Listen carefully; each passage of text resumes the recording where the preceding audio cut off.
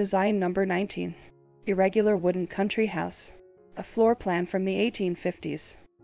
This design was prepared for Mr. H. Chamberlin of Worcester, Massachusetts, and has been executed by him under his own immediate supervision on a valuable site in the vicinity of that thriving city. The house was located on the edge of a beautiful pine wood that forms part of the property, and a few fine deciduous trees that had been fostered and picturesquely grouped by the liberal hand of nature suggested the exact position to be selected. They now form a valuable help to the architectural composition when viewed from a little distance and, as anticipated, add very much to its rural, home effect. A country house built under such favorable circumstances as this may at once take its appropriate place in the landscape, and if it is agreeable in color and design with even an approximation to good proportion and picturesque arrangement of light and shade in its outlines, it will appear to be an old resident directly it is occupied. The leading idea of the plan of this house was suggested by Mrs. Chamberlin, and the disposition of the rooms on the principal floor, with a few slight modifications, is in accordance with a pencil sketch of arrangement furnished me as expressing her wishes on the subject. It possesses, as will be seen, many advantages, and an explanation of it may, I hope, induce other ladies who may look over this volume to take some personal interest in the plans of the villas or cottages that are to be built for their occupation and enjoyment.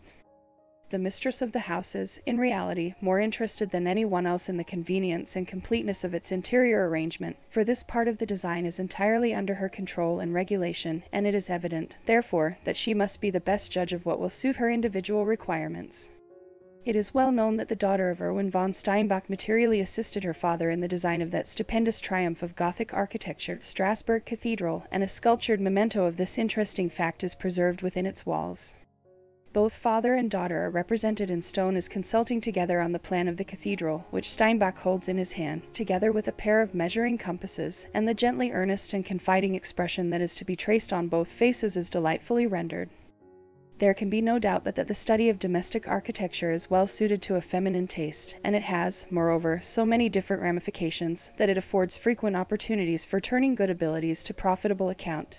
For if we even allow the objections that might be raised by some against the actual practice of architecture by women, such as the necessity for their climbing ladders, mingling with the mechanics and laborers during the progress of the works, and having frequently to attend to the superintendence of buildings in disagreeable weather, and at all sorts of different levels, we must, nevertheless, see at once that there is nothing in the world, except want of inclination and opportunity, to prevent many of them from being thoroughly expert in architectural drawings, or from designing excellent furniture, paper hangings, draperies, carpets, or decorations, or from drawing or engraving on wood, or from coloring architectural perspectives in watercolors, or from modeling ornaments in clay.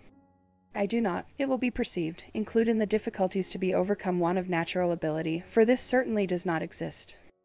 The tasteful and delicate needlework that comes from the hands of women is amply sufficient proof that there is a supply of inventive capacity and artistic feeling latent among them that deserves, in civilized countries and liberally educated communities, a much wider outlet than can be furnished by the point of a needle.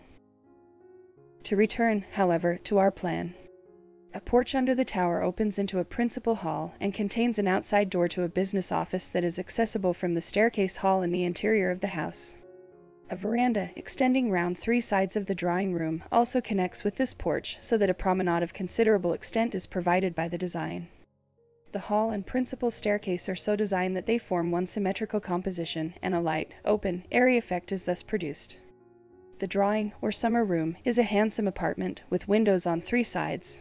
2 of them, at opposite ends of the room, open onto a veranda, and the third is a bay, commanding an agreeable view of the distant landscape, and fitted up with a permanent settee, or lounge. The library is supplied with bookcases recessed in the wall, and has a door to the dining room, which is supplied with a pantry and china closet. The servants' wing is above ground, and contains kitchen, back kitchen, pantry, and store-room. In the basement are cellars and a furnace room. The second floor plan provides in the main body of the building 1 bedroom, with dressing room attached, also a large room used as a study, and 3 other chambers of moderate size, and all furnished with closets. In the wing will be found a bathroom and water closet, a children's bedroom, a linen closet, and a servant's bedroom. The attic is not finished off at present, but several agreeable rooms can be arranged here whenever they are needed.